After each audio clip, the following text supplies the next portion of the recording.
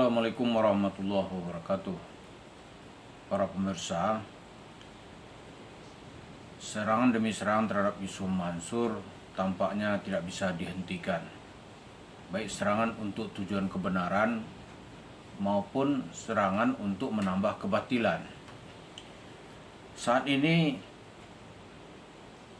ada kelompok atau individu yang menyerang bahwa menghafal Al-Quran itu hanyalah akan melahirkan manusia-manusia seperti beo. Ucapan itu dilontarkan oleh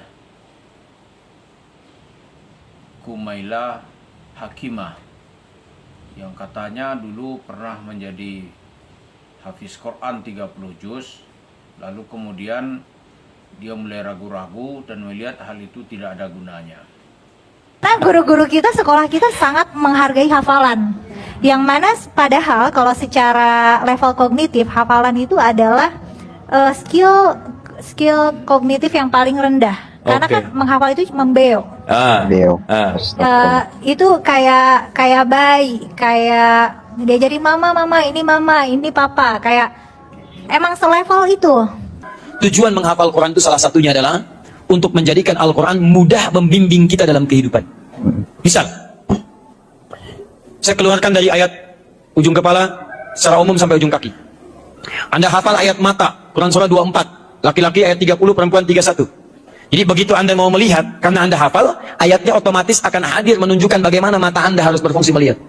Wa kullil mu'minina yaghuddu min absarihim. Katakan pada pria-pria beriman, lihatlah yang baik-baik, yang dilihat tidak baik palingkan. Jadi begitu Anda melihat yang tidak baik, ayat itu hadir di mata Anda memalingkan wajah Anda.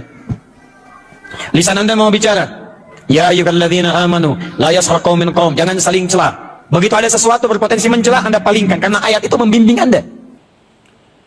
Hal ini tentu saja seperti kita singgung beberapa waktu lalu, ini serangan langsung terhadap rumah tahfiz Darul Quran yang dipimpin oleh Yusuf Mansur.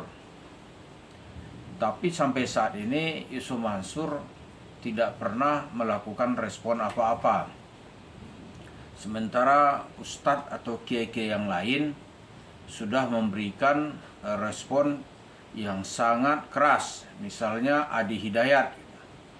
Adi Hidayat yang juga mempopulerkan untuk menghafal Al-Quran, tetapi ketika diserang oleh Kumaila Hakimah ini, tentu saja ada grupnya sini, grupnya itu Ade Armando dan kawan-kawannya, itu dibantah oleh Adi Hidayat. Itu seperti orang yang salah makan obat, kata Adi Hidayat. Begitu juga ustadz-ustadz yang lain di Jawa Barat juga melakukan bantahan. Tapi heran kenapa Yusuf Mansur tidak memberikan reaksi apa-apa. Padahal itu menusuk jantungnya. Karena mempopulerkan dan membawa proposal rumah tahfiz Al-Quran. Yang pertama kita lihat, kemungkinan pertama itu Yusuf Mansur tidak punya argumentasi yang kuat untuk melakukan bantahan atau sanggahan. Karena selama ini kan dia bercerita rumah tahfiz, kan tidak ada juga argumen-argumennya bagaimana membuat seseorang bisa menjadi hafiz Quran. Yang kedua, anggapan kita, Yusuf Mansur melihat bahwa programnya atau proposalnya untuk mencari duit dengan menjual rumah tahfiz itu sudah selesai, atau bisa juga disebut the mission accomplished. Tujuan sudah selesai, dia sudah dapat duit di sini, ya mau diserang orang Al-Quran serang aja lah, mau dihantam aja lah, emang gue pikirin. Atau yang ketiga, dia ingin seperti responnya ketika Patreon-nya dimatiin oleh otoritas jasa keuangan OJK gitu. Ketika OJK mencabut nyawa usahanya, Yusuf Mansur saat itu hanya berucap aneh legowo. Usahanya dimatikan, dia bilang aneh legowo, kan nggak normal ini. Ternyata keuangan yang ada di Paytrend itu telah habis atau dipindahkan ke tempat lain. Jadi begitu dipilotkan, wah itu syukur sekali karena nggak ada pertanggungjawaban lagi gitu. Itu yang bisa kita pahami. Nah di rumah tahfiz Quran juga begitu. Begitu diserang oleh Kumaila Hakimah ini, oh dia malah senang. Kenapa? Karena dia tadinya mau lari dari cerita menjual rumah tahfiz Quran. Karena jualan proposal tahfiz ini nggak laku lagi. Ada yang menyerang mau nutup, ya tutup aja, kan gitu kan. Dan berikutnya yang dapat kita lihat lagi itu, ternyata Yusuf Mansur membuktikan bahwa dia membangun rumah tahfiz itu tujuannya memang untuk cari duit aja. Loh kok gitu gitu. Coba lihat, dia serang rumah tahfiznya, dihantam gitu. Dia nggak ada perlawanan apa-apa. Nggak ada perlawanan.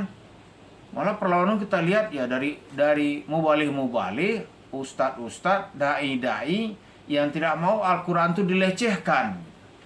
Malah kita lihat, mohon maaf gitu ya, ada teman-teman kita yang baru mu'alaf, artinya baru masuk Islam. Oh itu membela habis-habis. Malah yang pakar kristolog sekarang ini, yaitu Koh Dondi gitu. Oh dia bela habis. Dia bela. Dia lawan itu anak kecil yang bernama Kumaila Hakimah itu. Dia lawan. Nah Yusuf Mansur yang sudah menikmati uang dari cerita Quran ini malah nggak mau tahu. Ya kan? Itu menunjukkan yang terpenting buat dia itu bagaimana mendapatkan uang. Diserang oleh siapa ini nih, kelompok-kelompok liberal, bahwa Al-Quran itu banyak ceritanya omong kosong. Yusuf Mansur nggak ada, bodoh amat lah mau bilang omong kosong. Cerita-cerita historis Al-Quran itu tidak faktual. Nggak ada urusan dia. Karena memang tugasnya sudah selesai. Dia sudah mendapatkan duit dari bercerita Al-Quran. Jadi bukan karena memasyarakatkan Al-Quran gitu. Karena itu wajar. Di Darul Quran milik Yusuf Mansur itu nggak ada yang hafiz. Nggak ada yang hafiz. Guru-gurunya pernah berhubungan dengan saya itu paling kata juz 30. Itu pun masih payah gitu. Jadi ini sebuah prospek ya yang dilakukan di tengah masyarakat perkotaan itu kesulitan mungkin mendidik anak atau dia karena sibuk, maka ditempatkanlah di tempat rumah tahfiz dan ini ditangkap oleh Yusuf Mansur sebagai peluang untuk mendapatkan uang. Setelah uangnya dapat, dia bangun misalnya usaha-usaha real. Ya, kalau perlu rumah tahfiz yang digulung, ditutup, dibangunlah warung steak and shake. Lah kalau diserang-serang orang ya silakan aja gitu. Karena memang tujuannya bukan untuk membela Al-Quran. Nah kalau begitu apa yang ditunggu orang dari Yusuf Mansur? Nggak ada. Cerita Yusuf Mansur tentang tahfiz, Quran itu sekarang dianggap orang tuh cerita sampah. Kenapa? Memang karena terbukti yang dia kumpulkan itu demi mencari cerita duniawi yang rendahan, maka itu disebut dengan sampah gitu. Tapi Anda akan mau mengajak umat Islam berpikir yang lebih hebat tentang duniawi. Itu mah orang nggak usah diajarin, cerita kaya itu nggak usah diajarin. Anak kecil aja tanya tuh, nggak ada yang kepingin miskin itu. Mat, lu pengen miskin nggak? Kagak, pasti bilang begitu. Ini Yusuf Mansur coba beralibi, aneh mau mengajak ke cerita yang lain. Mana?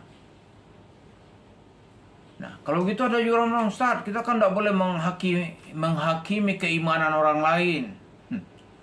Memang kita tidak menghakimi hakikat iman gitu. Tetapi respon orang beriman perlu dong dilihat.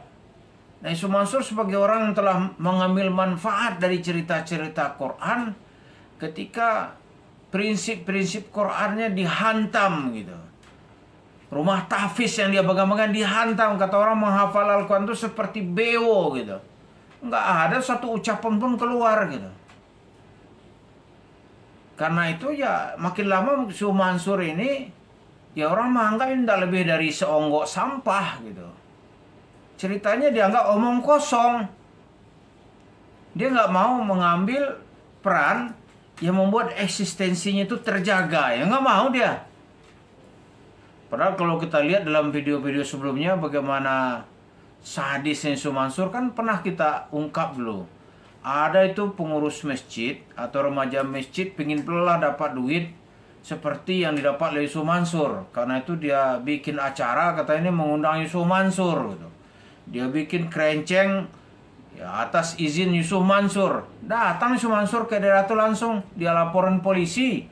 Kalau uang tuh nggak dikasihin ke dia, dia polisikan. Wah, ngeri nggak? Sekarang dihantam orang, nggak ada pedulinya. Nggak ada. Kita malah melihat itu, lalu kemana cerita-cerita Yusuf Mansur yang lain itu? Cerita iman, mana imannya? Oh, cerita sedekah ekstrim. Coba dong bela ini dengan keyakinan yang ekstrim gitu. Keluarkan dong uang untuk membangun atau membantah keadaan ini secara ekstrim. Tapi memang karena ini orang nggak ada kepercayaannya terhadap yang dia ucapkan. Nggak ada. Karena itu upayanya untuk membangun pesantren di mana-mana tuh nggak ada ceritanya, ditolak orang karena dia bukan orang yang layak untuk membawa bendera Quran. Nggak layak dia. Karena tidak layak, ya dia mungkin udah merasa juga ya kekuatan di mana-mana itu sudah terkuras, gitu. Sudah habis, sudah tergerus, apalah bahasanya itu. Karena itu datang serangan anak kecil begini, waduh dia kabur aja dia. Tahu kabur kemana? Apa kabur ke Sukabumi? Kita kan nggak tahu. Atau kabur ke Ciamis atau ke Garut? Kita nggak tahu. Tapi yang jelas dia diam aja gitu. Padahal di saat-saat begini ini, mubalih-mubalih lain itu membela. Gus Pleret misalnya nih.